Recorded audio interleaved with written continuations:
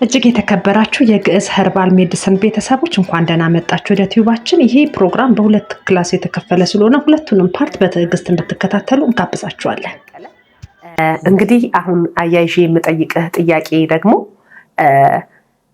እንደ አንድ ወጣት ሀገር በቀል ሐኪም እንዲሁም ደግሞ ዘመናዊ ትምህርትን ከከፍተኛ ትላልቅ ዩኒቨርሲቲዎች በጥሩ ውጤት ተመርቆ በከፍተኛ ሙያ ላይ እንዳለም ሰው ይህንን የሀገር በቀል ሕክምናና እንዲሁም ደግሞ የአካደሚካሊ የተማርካቸውን ትምህርት አንድ ላይ መርጅ አድርገህ ሁለቱን አንድ ላይ አጣጥመህ ጥሩ ውጤት ላይ እንደደረስክና እየሰራህም እንዳለ የሚታወቅ ነው።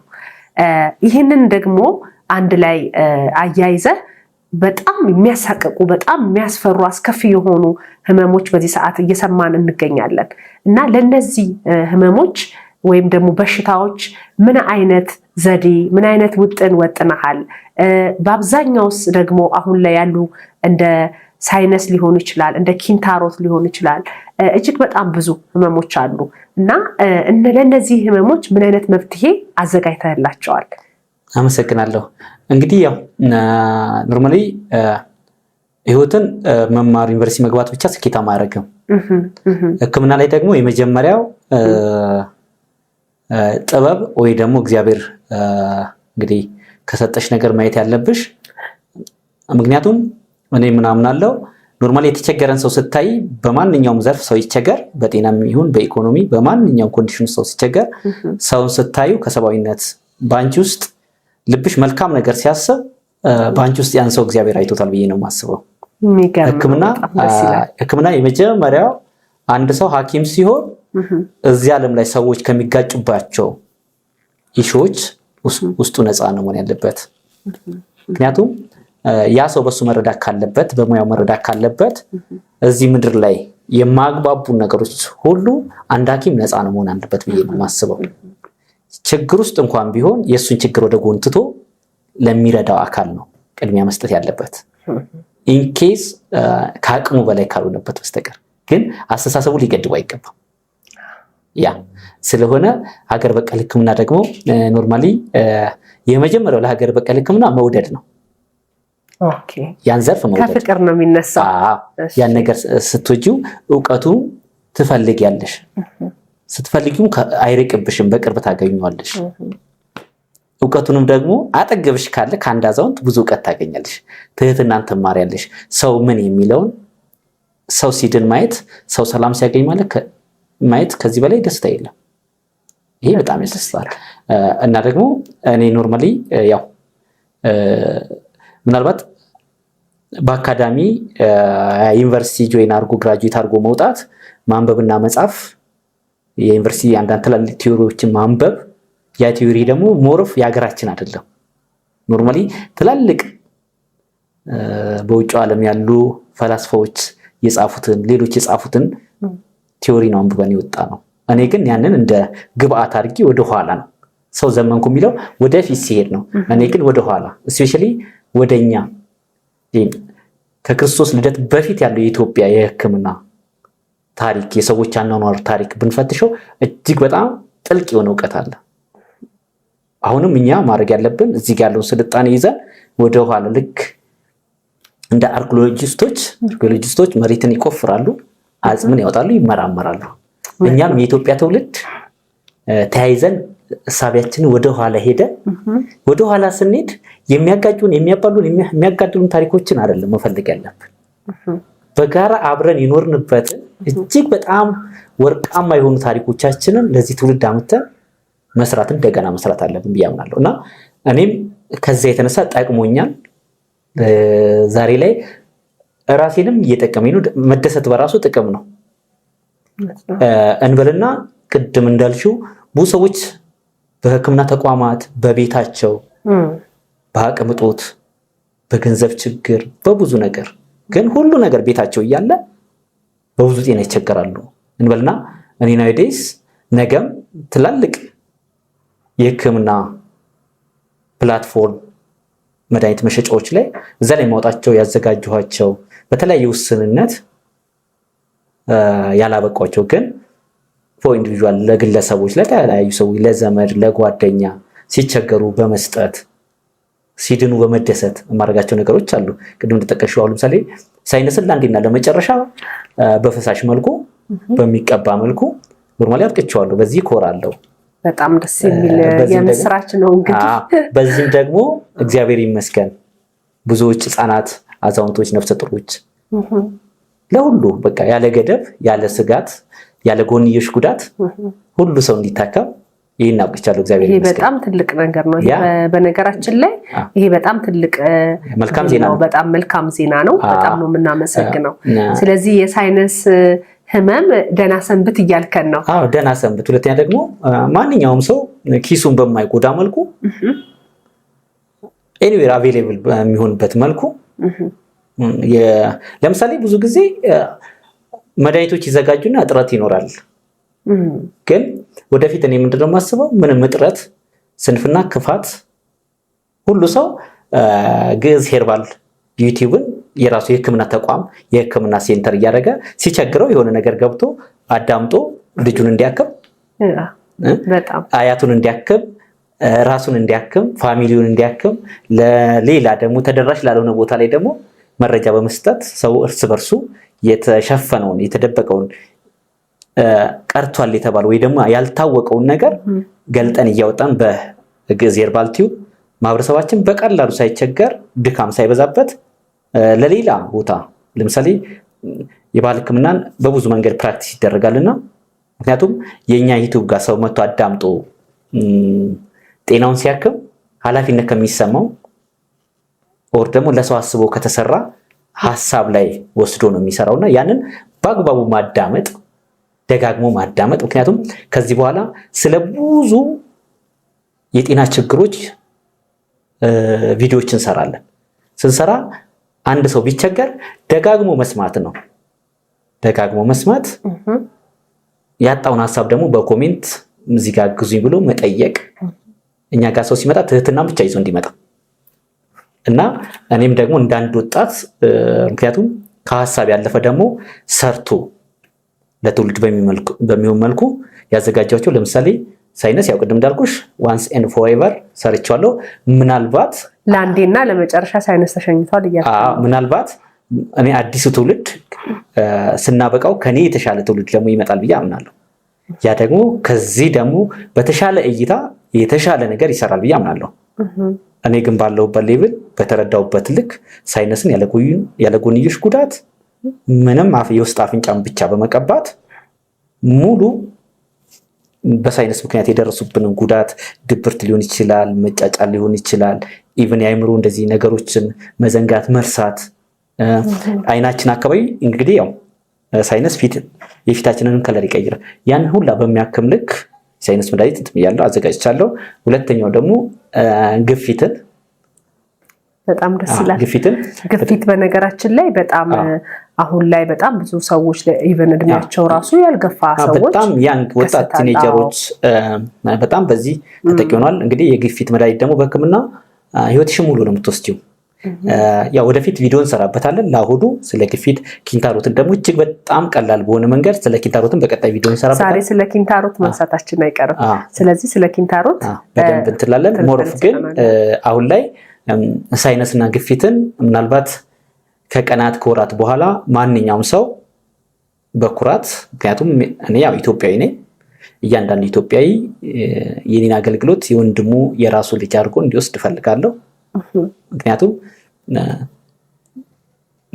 ለሰው ልጅ ማበላለጥ ሳይሆን ኖርማሊ የዚህ ማህበረሰብ ውጤት ነኝ ስለሆንኩኝ አሁን ለምሳሌ አንድ ኬንያዊና አንድ ኢትዮጵያዊ ይባል በተመሳሳይ ሰዓት ተመሳሳይ ሰርቪስ መስጠት እንጂ አላበላልጥም።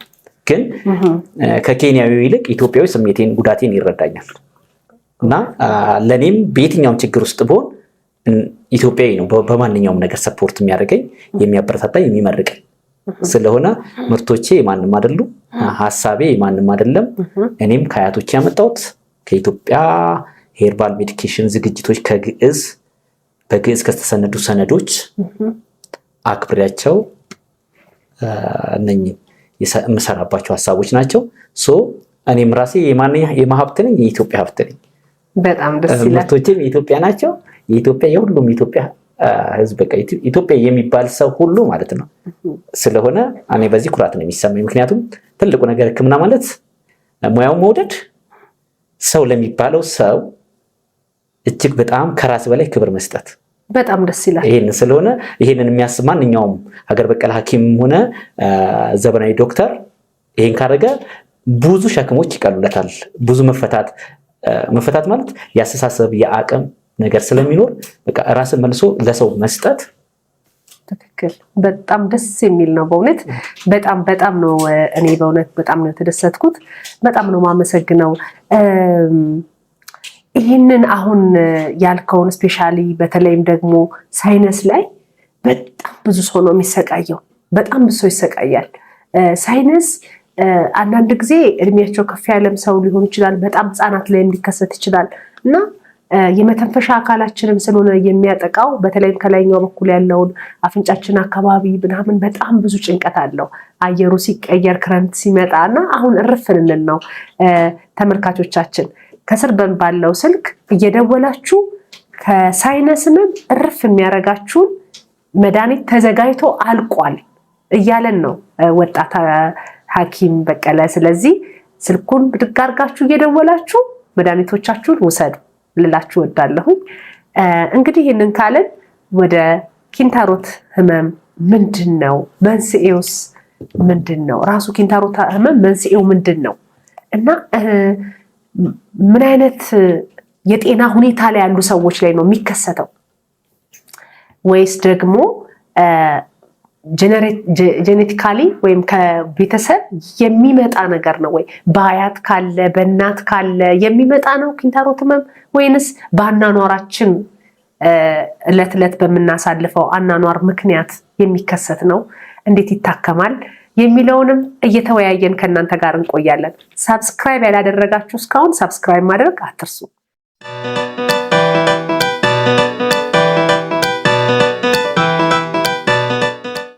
ስለዚህ ወደ ውይይታችን እንገባለን። የኪንታሮት ህመም ምንድን ነው? እንግዲህ ያው ኪንታሮት ኖርማሊ በሰው ልጅ ላይ የሚከሰት ህመም ነው። ኪንታሮትን ግን በአብዛኛው ሰው የሚረዳበት መንገድ ከሰው ወደ ሰው የተለያየ ነው። በሳይንሱም የተቀመጠውና በባህላዊ መንገድ ሀገር በቀል ሐኪሞች የሚሉትን መንገድ የተለያየ ነው። ኪንታሮት በመጀመሪያ በየትኛውም የሰውነታችን ክፍል ስፔሻሊ ይሄ የላኛው የሰውነታችን አካል ላይ ፀጉራችን ውስጥ፣ ፊታችን ላይ፣ ኤክስተርናል ቆዳችን ላይ ይከሰታል። ሲከሰት ግን ከቦታ ቦታ ከሚከሰትበት አካባቢ የሰውነታችን ክፍል አንፃር ህመሙ የተለየ ነው እና ደግሞ በመጀመሪያ ኪንታሮት ከቤተሰብ የሚተላለፍ ነው የሚለውን ብትመልስልን ደስ ይለኛል። ኪንታሮት ከቤተሰብ ይተላለፋል የሚል ሐሳብ የለኝም። ግን ሁሉም ሰው ላይ ማንኛውም ሰው ላይ ሊከሰት ይችላል። ይከሰታል። እንዴት ይከሰታል? ለምሳሌ አንድ ቤተሰብ ውስጥ ተመሳሳይ የአመጋገብ ወይ ኦፍ ላይፍ የስራ ጫና ሊኖር ይችላል። ያን ጊዜ እንግዲህ እንበልና አባት ላይ ከተከሰተ ከዛሬ 5 ዓመት በኋላ ደግሞ ልጅ ላይ ሲከሰት ሰው ሐሳብ ውስጥ በዘር ይተላለፋል ብሎ ያስባል። እንደዛ ይታሰባል። በተለይ ብዙ የሚባሉ ነገሮች አሉ። አሁን ወቅቱን ስለማይመጡ እነኛ ሐሳቦች እንደዛው ቀስ እያልን ከማህበረሰብ ውስጥ ብናወጣቸው ጥሩ የሚሆኑት እና ኪንታሮት ኖርማሊ አይተላለፍም። ግን በአኗኗራችን በስራችን ጫና ስፔሻሊ ያው እኔ አሁን ለምሳሌ ሳይንሱ የሚለውንም ሀገር በቀል ሐኪሞች የሚሉትንም ሃውስቶ ምን እውነት አለው ዝም ብሎ በመረዳት ነው ይሄን ያሉት ወይስ ደግሞ ተመራምረውበት ነው የሚሉ ሳይንቲስቶቹንም በደንብ እንትንልና ሁለቱን አንጥቼ አይቼ ነው እኔ እዚህ አሁን በአሁን ሰዓት ያለሁት አዛምጄ አይቼ ነው። ምክንያቱም ነገሮችን የሆነ ቦታ አስታርቀን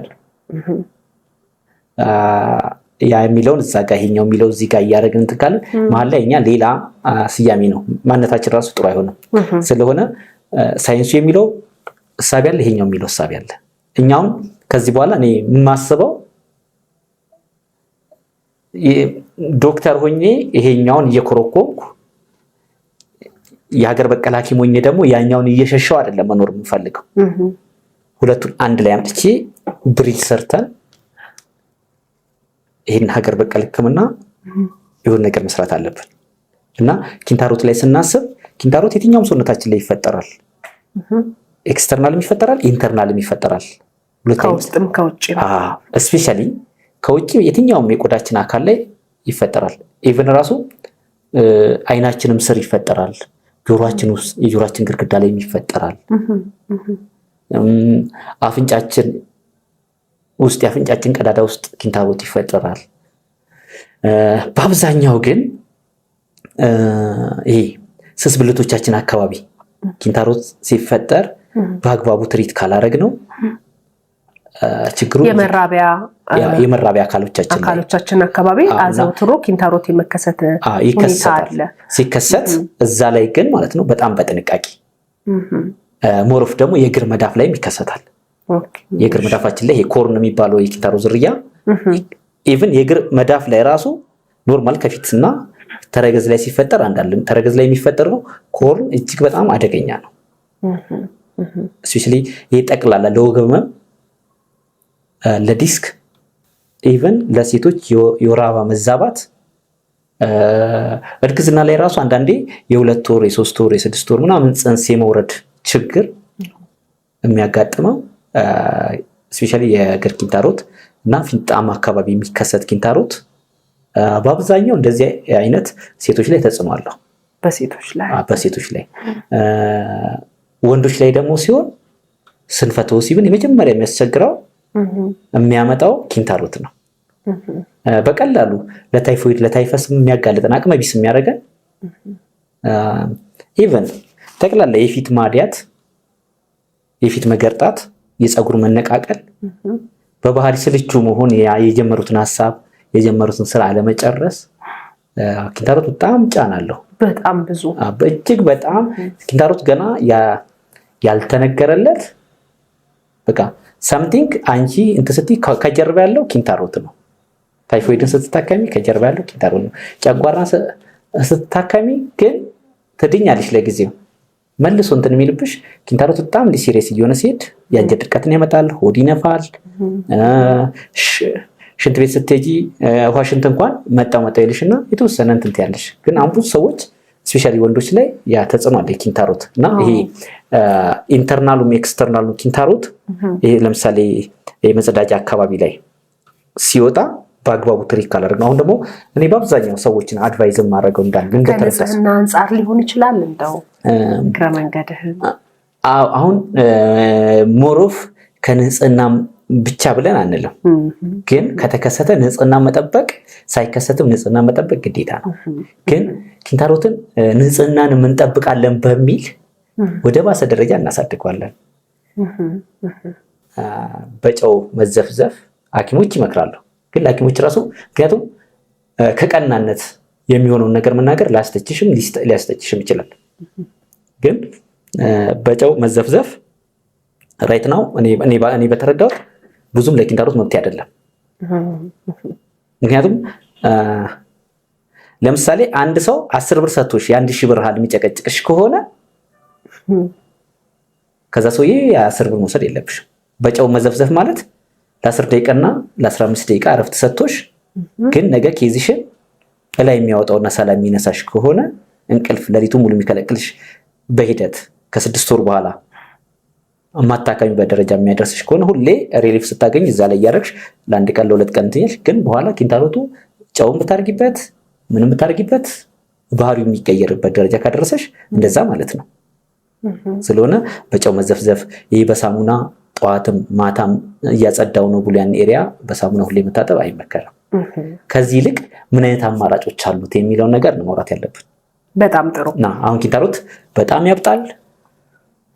ሽንት ቤት ስንገባ ምናልባት ያን ፍራቻ ምግብ ላንበላ እንችላለን። ግን ሰው ነንና በ3 ቀንም በ2 ቀንም ወይ በቀን አንዴ መግባታችን አይቀርም። ግን ምንድነው ማድረግ ያለብን እንበልና ያን ኤሪያ ልክ ለዓይናችን፣ ለጥርሳችን፣ ለአፋችን እንደምንጠነቀቀው እዛም አካባቢ ቆዳን የሚያለሰልሱ ነገሮች መጠቀም ቢያንስ ከድርቀት ነው ድርቀቱን የቆዳን ድርቀትና መላላጥ ያሉ ነገሮችን እዛ ጋር ማከም መቻል። አንድ ሀገር በቀል ሐኪም ሰንጥቄ ቀድጄ በሚያቃጥል ነገር አወጣለሁ ብሎ ከሚያስብ ኪንታሮት እብጠት ነው፣ የተቆጣ አካል ነው። ያ እብጠት የመጣው ከሰውነታችን ነው። እዛ ጋር ያንን እብጠት ሊያሟሽሽ የሚችል ቁስለት ሳይፈጠር ምክንያቱም ስፔሻሊ ለሴቶች ማህፀን አካባቢ ብዙ አይነት እንደዚህ አይነት ቁስለቶች አይመከሩም። ፊንጣም አካባቢ እንደዚህ አይነት ቁስለቶች ስለማይመከሩ እጅግ ሰላማዊ በሆነ መንገድ ምንም እንቅልፍም በማይረብሽ መንገድ በቃ እኔ አሁን የምፈልገው ነገር ምንድነው ኪንታሮትን ስናክም ኖርማሊ ሰው መድኃኒት እየተጠቀመ የእንቅልፍ ሲስተሙ በማይረበሽ መልኩ በቃ ይሄን ደግሞ ለማድረግ ሐሳቡም ዕውቀቱም አሰራሩም አለ። በቃ ካለንበት ጎጂ አሰራር መላቀቅ። ለምሳሌ ነገ ተነጎዳ ግዕዝ ሄርባል ቲዩብ ላይ ኤኒቦዲ ገብቶ እንትን ሲል ኢትዮጵያዊ ነው የአባቶች ዕውቀት እኔ ምክንያት ነኝ ሐሳቡን ነው ማስተላልፈው ስለሆነ ገብቶ አይቶ ራሱ ማከም ይችላል።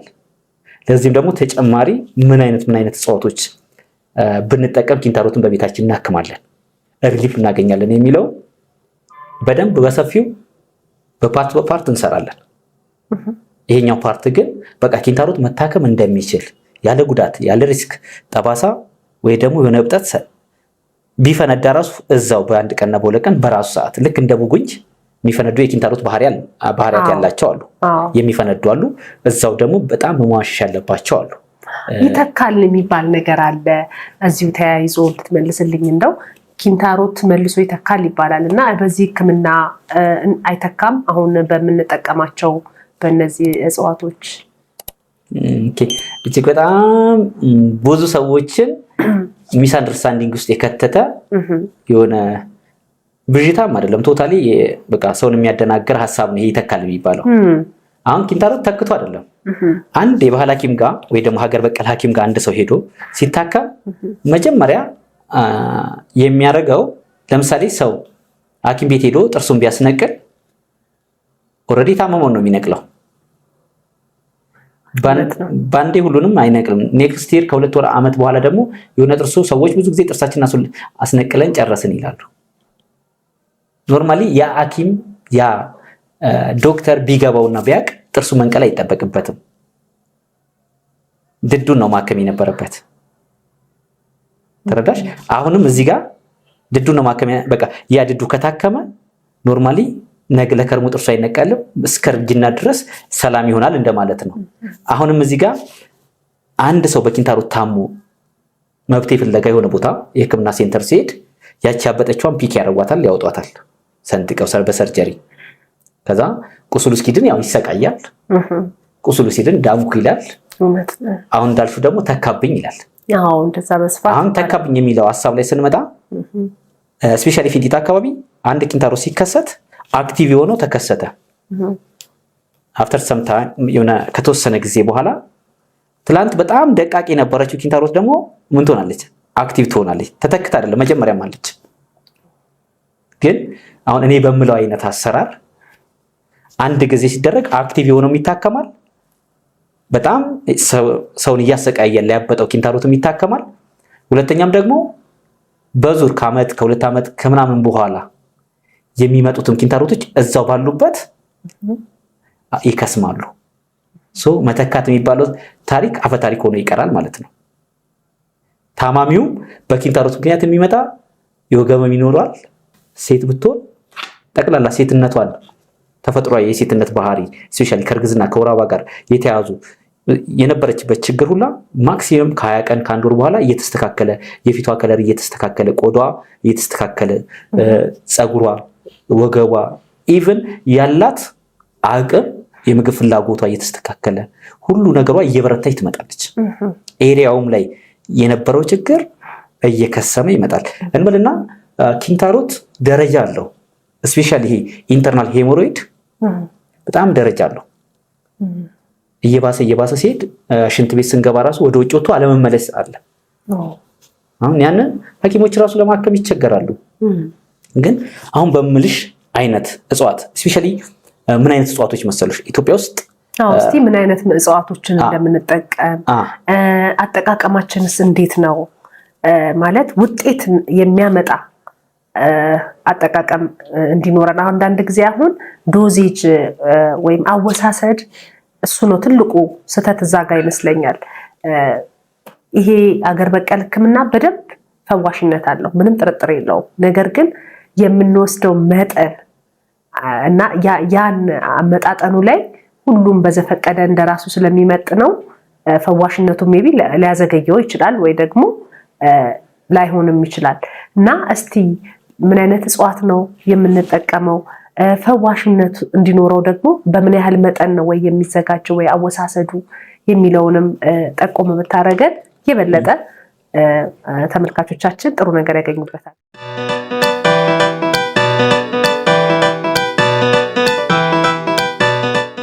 አሁን ኪንታሮትን ስናስብ የኪንታሮት መድኃኒቶች በአብዛኛው መሆን ያለባቸውና የሚሆኑት ኬዙን ለማከምና ዘላቂ መፍትሄ ቅድም ያልነው ይሄ መተካት ወይ ደግሞ እንደገና ዳግም የማገርሸት ነገር እንዳይኖረው በአብዛኛው ቀንበጣቸው ሲቀጠፍ ቅጠላቸው ሲቀጠፍ ወይ ደግሞ ግንዳቸው ሲነካ ወተት የሚያመነጩ መርዛማ ያልሆኑ እጽዋቶች በአብዛኛው ኪንታሮትን ማከም ይችላሉ። ለምሳሌ እንበልና ለምሳሌ የሾላ ዛፍ ቅርፊቱን ስነኪው ይደማል፣ ቀንበጡ ስንቀነጥቢው ወተት አለው እና እነዚህ ለምሳሌ አንድ ላይ አምጥተሽ ወቅጠሻቸው የተወሰነ ሰዓት እንዲቦኩ ብታረጊያቸውና እጅግ በጣም ለስላሳ ተደርገው ቢሰሩ እንዲቦኩ ተደረገ ያንን ኪንታሮቱ እብጠቱ ላይ ብትይዩ መሸፈን ያስፈልጋል፣ እርጥበቱ አብሮት እንዲቆይ። እንደዚህ ወተታቸው መርዛማ ያልሆኑ እጅግ በጣም ብዙ እጽዋቶች አሉና እጽዋቶቻቸው ቅንጭብ የምንለው ነው። ምናልባት የሾላ ዛፍ ቅንጭብ አይደለም። ቅንጭብ ያው ወተት ስላለው ቅንጭብ አሁን ቅንጭብ አንተርፋ እነኚህ እጅግ በጣም አደገኛ ናቸው፣ መርዛማ ናቸው። እጅግ በጣም በቃ ከኛ መራቅ ያለባቸው ነገሮች ናቸው። ግን እነሱም ቢሆኑ መርዛማ ናቸው ተብሎ አይጠቅሙም ማለት አይደለም። እጅግ መርዛማ ደግሞ ቆዳችን አታክ የሚያደርጉ ላይክ እንደ ቲፌ አይነት ኬዞች ስፔሻሊ ደግሞ አንዳንዴ ፊት ላይ የሚወጡ አደገኛ ቁስለቶች ሲኖሩ ከቅንጭብ የሚቀመሙ መድኃኒቶች አሉ፣ ከአንተርፋ የሚቀመሙ መድኃኒቶች አሉ። እያለዘብክ ማለት ነው። እያለዘብሽ ስታለዝቢያቸውም ደግሞ ሞር መርዛማነታቸውን ገለሹ ሳይሆን መርዛማነታቸው ራሱ መልሶ የሚያከማቸው ችግሮች አሉ። ተረዳሽ? ግን ለኪንታሮት ያው በአብዛኛው ኪንታሮት በጣም ሴንሲቲቭ ፓርት ላይ መራቢያ አካል ላይ እግር ላይ ቢሆን በጥንቃቄ አሁን ትልቁ የኪንታሮት ሎጂክ ምንድነው? እርጥበት ነው የሚፈልገው። ያን ከመድኃኒት ውስጥ ያለውን እርጥበት ሳክ አድርጎ ከወሰደው በኋላ ያ እብጠት መድኃኒቱን መስጠት ደግሞ ስታቆሚና እንዲነፍስበት ስታረጊው መልሶ ደርቆ ሙሽሽ ብሎ ባለበት ይተነፈሳል። እኔ ለምሳሌ እግር ላይ የሚወጣውን ኪንታሮት ማከመው ወይ ደግሞ ለሰዎች የምረዳበት መንገድ መድኃኒቱን አዘጋጃለሁ። ለረጅም ሰዓት ማክሲመም ለ5 ለ6 ለ7 ቀን ያ መድኃኒት የተዘጋጀው መድኃኒት ተወስዶ እዛ እግር ላይ ይታሰራል። ምናልባት ከላይ እንዳያቆስል እየተፈታ በቅባት በተለያየ ነገር ትሪት ይደረጋል። ግን በደንብ ከራሰ በኋላ መድኃኒቱን መስጠት ስታቆሚ እርሱ ራሱ ፍርፍር ብሎ ይወድቃል። እዛ ጋር ምንም አይነት ጠባሳ አይኖርም፣ ምንም አይነት ሰርጀሪ አይኖርም። ያለ ሰርጀሪ ፊሊጣ ላይም ቅድም ያልኩሽ 4ኛ 5ኛ ደረጃ ደርሷል የሚባለው ነገር ሲመጣ አሁንም እኔ በማዘጋጃቸው መድኃኒቶች እነኚህ መድኃኒቶች ኖርማሊ ታዘጋጃለህ? አዘጋጃለሁ። እንግዲህ ወጣት ሐኪም በቀለ የኪንታሮትን በሽታ ቤት ውስጥ በሚዘጋጁ አካባቢያችን ላይ ባሉ እጽዋቶች ፈዋሽነት ባለው መንገድ በማይተካ ሁኔታ ያዘጋጃል። እሱንም ደግሞ ዝግጅቱን ደግሞ ወደፊት ሁሉን አይነት ሰው ዳይሬክት ዋናውን ሕክምናን ባይወስድ ግን ለዕለት እንደው በቃ ነገሮች እስኪሆኑለት ሕክምና ቦታ እኔ ጋር መምጣት እስኪችል ወይ እኔን ማዋራት እስኪችል አርጀንት ለሆነ ችግርም ምን መጠቀም እንዳለበት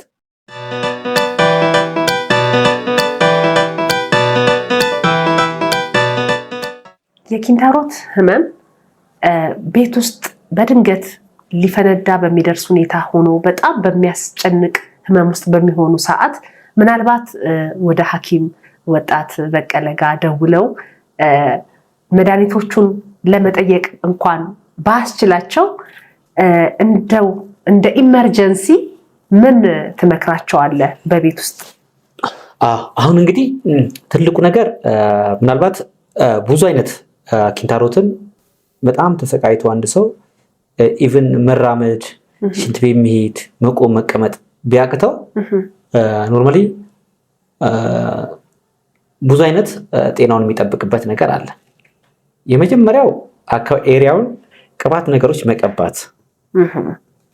እነዚህ ቅባቶች ከፋርማሲም ሊገዛ ይችላል፣ ከቫዝሊን ጀምሮ ስፔሻሊ ደግሞ የማር ምርት የሆኑ ቅባቶችን መቀባት ይችላል።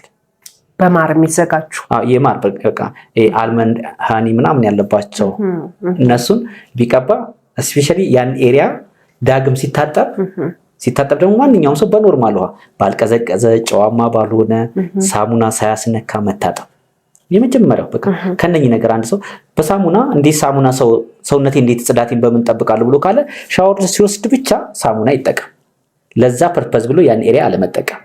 ግን ችግር ውስጥ ካለ ለምሳሌ በጣም ችግር ውስጥ ካለ እየቆጠቆጠው ከሆነ ቁስለት ካለው የመጀመሪያው የዶሮ እንቁላል አስኳሉን አፍርጦ መቀባት፣ ደጋግሞ መቀባት። ደጋግሞ በቃ ቢጫውን ፓርት ነው ወይስ ቢጫውን ፓርት? ኦኬ ያኛውን የውስጡን ነጩን ፓርት አጥቶ አስኳሉን ብቻ እዛ ህመሙ ያለበት አካባቢ ላይ መለቅለቅ። እሺ ከዛ ያን ይለቀልቋል። የሆነ ሰዓት ደግሞ ሽንት ቤት የሚሄድ ሽንቱ ሲመጣ ሽንት ቤት መጠቀም ሲፈልግ ደግሞ ምክንያቱም ቅድም እንዳልኩሽ ቫዝሊን ሊቀባ ይችላል። ከፋርማሲ የሚገዙ እነኚህ የማር ምርት ያላቸው ማር ራሱ ሊሆን ይችላል። ለቤት ውስጥ ያለው እመጣልሻለሁ። ኖርማል ማር ትልቁ ስለ ማር ስናወራ ምንድነው ማር ኳሊቲ መሆን አለበት።